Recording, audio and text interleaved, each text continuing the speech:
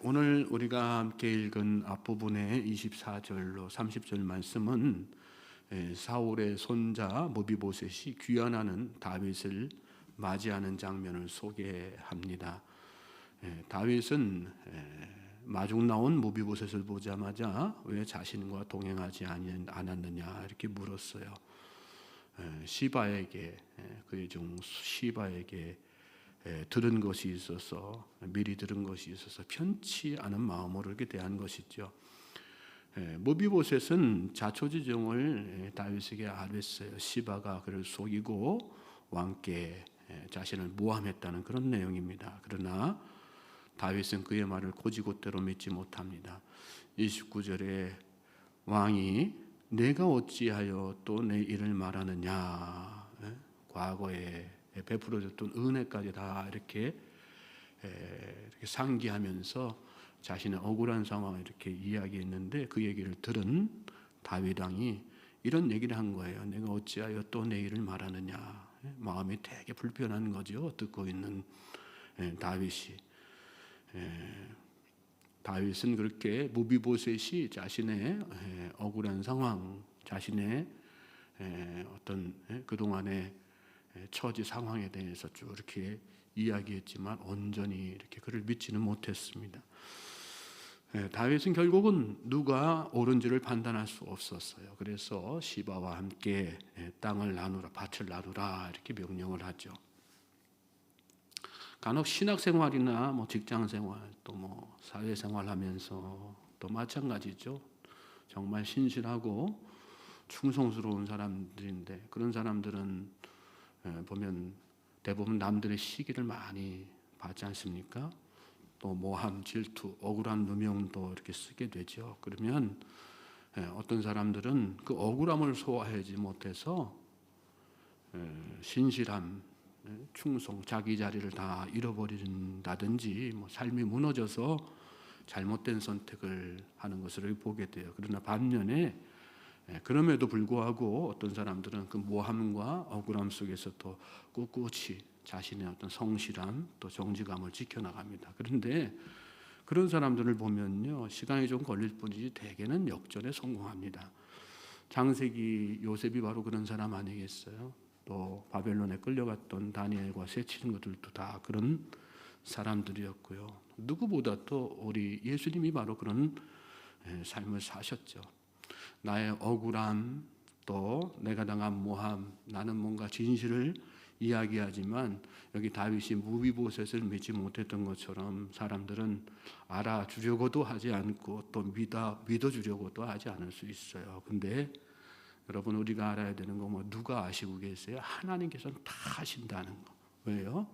우리 하나님은 전지전능하신 분이니까, 또 사람의 중심을 다 꿰뚫어 보시는 분이니까, 그리고 모함 당한 자의 억울함을 다 풀어주시는 공의로우신 분이 하나님이시니까. 오늘 본문만으로는 시바가 거짓말을 하고 있는지 아니면 무비보셋이 거짓말을 하고 있는지에 대해서는 명확히 알 수가 없어요. 물론 24절에 나오는 것처럼 왕이 떠난 날부터 평안히 돌아오는 날까지 그의 발을 맵시내지 아니하며 그의 수염을 깎지 아니하며 옷을 빨지 아니하였다. 무비보셋의 그런 어떤 행동, 모습, 또 30절에 나오는 것처럼 내 주 왕께서 평안히 왕궁에 돌아오시게 되었으니 그로 그 전부를 가지게 하옵소서. 그렇게 이야기하는 무비보셋의 언행을 통해서 우리가 어느 정도 그의 진실함을 유추할 수는 있겠죠. 그렇지만 사람이라는 게 마음 먹고 작정하고 상대방을 속이기로 한다면 이 또한 무엇할 일은 아니지 않습니까? 그의 진실성은 다른 곳에서 우리가 확인할 수 있어요. 바로 역대상 8장인데, 역대상 8장은 베냐민 지파의 족보를 기록해 놓은 말씀입니다. 거기 보면 34절에 무비보셋이 무리바알이라고 하는 이름으로 다시 등장하는 것을 보게 돼요. 하나님께서 무비보셋을 통해 베냐민 지파의 혈통을 이어나가게 하신 것입니다. 자식이 없던 무비보셋에게 미가라고 하는 아들을 주시고요. 나중에 그 후손들이 수십 수백 명으로 다 이렇게 번성해 가게 돼요. 하나님께서 무비보셋에게 복을 주셔서 끊어질 수밖에 없었던 이 사울의 가문을 다시 일으켜 세우신 것입니다. 누가 정직했다는 거예요? 누구의 말이 사실이었다는 거예요? 무비보셋의 말이 사실이었다는 것입니다. 무비보셋은 일생을 살펴보면 우리가 다 이전 말씀 통해서도 알아보았지만 비극의 주인공이잖아요. 왕족으로 태어났지만 어린 나이에 아버지와 할아버지 다 잃었어요. 피난길에 떨어져 가지고 두 다리 못 쓰는 장애인이 됐어요. 숙부인 이스보셋은 부하들에게 암살되고 또 오늘 말씀에서 우리가 아는 것처럼 종에게 모함 당해가지고 받았던 재산도 다 이렇게 빼앗기게 되지 않습니까? 왕에게 억울함을 호소했지만 믿어두지도 않았어요. 세상에 어떤 기구한 인생으로 답답한 인생, 억울한 인생으로 하면요, 둘째가라면 서러운 사람이 바로 무비보셋이셨단 말입니다. 그런데 그런 그를 지탱해 주었던 것은 뭘까요? 환경에 굴하지 않는 신실함과 충성스러움이었다는 거. 하나님은 그런 그의 모습을 인정해 주신 것입니다. 오늘 여러분의 삶이 어떠세요? 모함, 시기, 질투로 혹시나 억울한 누명을 쓰고 사세요? 세상이 여러분의 심정, 여러분의 답답한 상황을 알아주지 못해서 억울하고 분노가 치밀어 오르세요? 그럴 때 여러분 하나님이 아신다는 사실을 기억하시기 바랍니다. 그리고 지금까지 그렇게 살아오셨던 것처럼 흔들림 없이 신실함과 충성스러움을 지켜오셨던 그걸 바탕으로 해서 지켜왔던 여러분의 자리를 잘 지키실 수 있길 바랍니다. 반드시 반전의 순간이 올 것입니다. 자, 이어지는 31절에서 39절에는 바르실레라고 하는 사람이 등장을 하죠. 32절에 보면 바르실레는 나이가 많아서 80세이고 또 큰 부자였다고 나옵니다. 이 다윗이 마하나임에 머물 때에 그 얘기는 뭘까요? 다윗이 어려운 상황에 처해 있을 때라는 얘기죠. 바르실레는 그때 그 어려운 처지에 있었던 다윗을 공개했습니다. 공개라고 하는 말이 나오는데 우리 신앙생활하다 보면 공개라고 하는 말을 종종 듣게 되죠. 누가 밥 한 끼 정성스럽게 대접할 때 주로 이렇게 사용하는 단어예요. 그런데 이 공개라고 하는 말의 원뜻은 부양하다는 뜻입니다. 부양하다. 부양이라는 말과 밥 한 끼 사먹이고 섬기는 거하고는 의미 자체가 막 다르잖아요. 바르실레는 하나님께서 자신에게 주신 그 부를 가지고 다윗을 적극적으로 막 이렇게 부양을 했던 것입니다.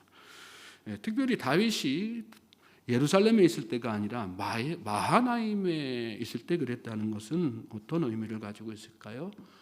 그가 한 행동이 대가를 바라고 한 행동이 아니라는 그런 얘기죠.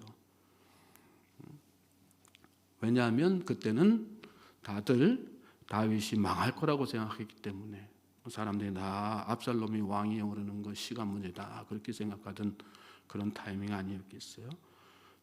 바르실레는 보상은커녕 불이익을 감수하면서 다윗을 그렇게 부양한 것입니다. 요즘처럼 우리가 새밑이 되면요 어려운 사람 돕고자 하는 그런 사람들이 생겨나죠. 돕는 것을 홍보 수단으로 삼는 기업이나 정치인들 있는 반면에 말 그대로 기다리 아저씨도 있어요. 남 모르게 이렇게 돕는 사람이죠. 신분을 철저히 감추고 순수한 마음으로. 물론 조건이 붙어도 할 수만 있다면야 안 하는 것보다 100배 1000배 낫죠. 그러나 정말 가치 있는 섬김, 의미 있는 공개는 아무런 조건이 없는 거라는 거 우리가 잘 알아야 됩니다. 특별히 바르실레가 큰 부자임으로 왕을 공개했다 이렇게 나오는데 이 말을 직역하면 부자인 그는 매우 큰 사람이었기 때문에 공개했다입니다. 직역하면 좀 의미가 다르게 들리시죠? 그래요, 여러분. 돈이 많다고 돕는 게 아니에요. 뭐가 커야요? 마음이 커야 도움을 줄 수 있는 거. 특별히 조건 없는 섬김, 순수한 도움, 부양이라고 하는 것에 있어서는 더더욱 그런 것입니다. 저는 저와 여러분이 큰 마음을 가지시길 바랍니다. 그래서 누구를 돕더라도 작은 것 하나를 섬기더라도 큰 마음 가지고 정성을 다해서 섬기고요. 우리가 하나님 앞에 받은 은혜가 사실은 얼마나 커요. 그렇게 큰 거 아니겠어요? 자, 다윗은 그런 바르실레가 매우 고마웠죠. 그래서 귀한 길에 다윗을 이 바르실레를 만나자 함께 예루살렘으로 가자고 이렇게 이야기합니다. 33절 보세요. 왕이 바르실레에게 이르되 너는 나와 함께 건너가자. 예루살렘에서 내가 너를 공개하리라. 내가 나를 정성 다해서 부양했던 것처럼 이제부터는 너의 남은 생 내가 책임지겠다. 내가 너를 죽을 때까지 책임지고 부양하겠다. 그러니 나와 함께 예루살렘으로 가자. 그 얘기한 거예요. 여러분, 왕궁에서 왕의 부양을 받으면서 남은 생을 마감한다. 얼마나 영광스러운 일이겠어요. 사람들이 다들 이런 꿈을 머릿속에, 모양은 다르지만 이와 비슷한 꿈을 꾸고 사는 건 아니겠어요? 그런데 바르실레는 다윗의 그런 제안을 정중하게 거절합니다. 사심 없이 섬겼던 바르실레의 그 중심을 우리가 다시 한번 여기에서 확인하게 되는 거죠. 34절부터 36절 말씀을 같이 읽어볼까요? 시작. 바르실레가 왕께 아뢰되 내 생명의 날이 얼마나 있사옵기에 어찌 왕과 함께 예루살렘으로 올라가리이까. 내 나이가 이제 80세라 어떻게 좋고 흉한 것을 분간할 수 있사오며 음식의 맛을 알 수 있사오리까. 이 종이 어떻게 다시 노래하는 남자나 여인의 소리를 알아들 수 있사오리까. 어찌하여 종이 내 주 왕께 아직도 눈을 끼치리이까. 당신의 종은 왕을 모시고 요단을 건너가려는 것뿐이거늘 왕께서 어찌하여 이 같은 상으로 내게 갚으려 하시나이까. 바르실레는 여기 보면 참 멋지고 아름다운 인생을 사는 사람이었어요. 저는 오늘 우리의 삶이 지금 우리의 나이를 떠나서 노년이 이렇게 아름다운 모습으로 마감될 수 있기를 주님의 이름으로 축복합니다. 넉넉한 마음, 사심 없는 마음을 가져야지 되는 거예요. 죽을 때까지 보면 욕심 버리지 못하고 사는 사람들이 얼마나 많습니까? 자식에 대한 욕심, 물질에 대한 욕심, 권력에 대한 욕심, 쾌락에 대한 욕심. 노년의 진정한 아름다움은요, 내려놓음이에요. 뭐든지 다 내려놓으세요. 그게 진짜 나를 아름다운 사람으로 만들어 간다는 거. 37절부터 40절까지 또 말씀 읽겠어요. 시작.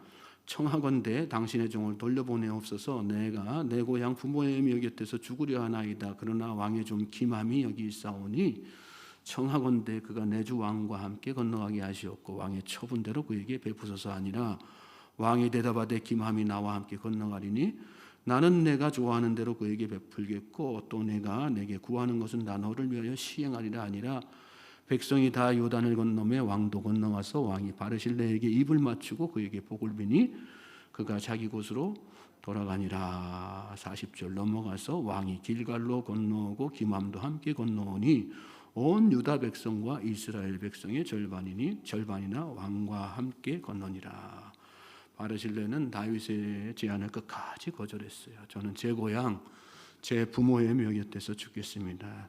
그러면서 대신에 제 아들 김함을 저 대신 좀 데려가 주십시오. 그리고 왕의 처분대로 베풀어 주십시오. 그리고 자신의 아들을, 그 앞날을 다윗에게 위탁을 하죠.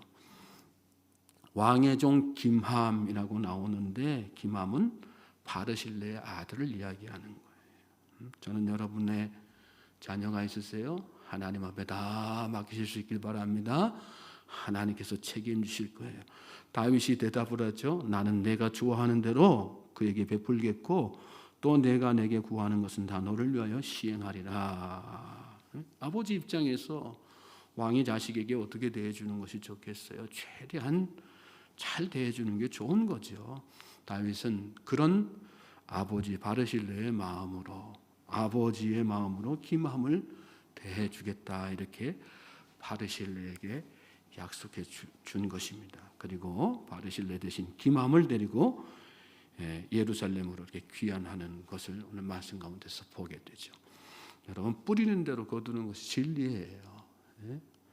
내가 베풀면요, 여러분 자식 때 가서라도 다 거두는 거예요.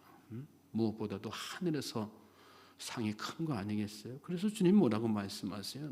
오직 너희를 위하여 보물을 여기 땅에다가 이렇게 모아드리고 쌓아두지 말고 어디에다가요? 하늘에다가 쌓아두라. 그렇게 말씀하셨어요. 저는 저와 여러분이 눈앞에 이 또 불이익에 신경 쓰고 연연하지 않고 멀리 내다보고 섬기고 공개하는 또 부양하는 성숙한 마음이 큰 신앙이 될 수 있기를 주님의 이름으로 소망하고 축복합니다. 41절부터 43절 마저 읽겠어요. 시작. 온 이스라엘 사람이 왕께 나와 왕께 아뢰되 우리 형제 유다 사람들이 어찌 왕을 도둑하여 왕과 왕의 집안과 왕을 따르는 모든 사람을 인도하여 요단을 건너가게 하였나이까 하매 모든 유다 사람이 이스라엘 사람에게 대답하되 왕은 우리의 종친인 까닭이라 너희가 어찌 이 일에 대하여 분내느냐 우리가 왕의 것을 조금이라도 얻어먹었느냐 왕께서 우리에게 선물로 주신 것이 있느냐 이스라엘 사람이 유다 사람에게 대답하여 이르되 우리는 왕에 대하여 열 몫을 가졌으니 다윗에게 대하여 너희보다 더욱 관계가 있거늘 너희가 어찌 우리를 멸시하여 우리 왕을 모셔오는 일에 먼저 우리와 의논하지 아니하였느냐 하나 유다 사람의 말이 이스라엘 사람의 말보다 더 강경하였더라. 다윗과 바르실레 사이에 벌어진 그 아름답고 감동적인 장면에 이어서 정반대되는 대조되는 모습을 보이는 장면이 여기 말씀에 나와요. 다윗의 귀환을 두고 서로 자기가 잘났다고 유다 지파와 이스라엘 지파 사이에 다투고 있는 장면이죠. 상황 따라 환경 따라 변주 끓는 게 세상이에요. 쓰면 뱉고 달면 삼키고 이득이 될 만하다 싶으면 서로 차지하려고 악이 다툼을 하죠. 여러분 이런 세상을 정화시키기 위해서 예수님이 평화의 왕으로 오신 것이 다투지 마시고 양보하지 마시고 여러분이 살고 있는 삶의 현장에서 여러분이 예수님의 사람인 것을 나타내실 수 있길 바랍니다. 성탄을 앞둔 우리가 더더욱 그런 모습으로 살아갈 수 있게 되기를 주님의 이름으로 소망하고 축복합니다.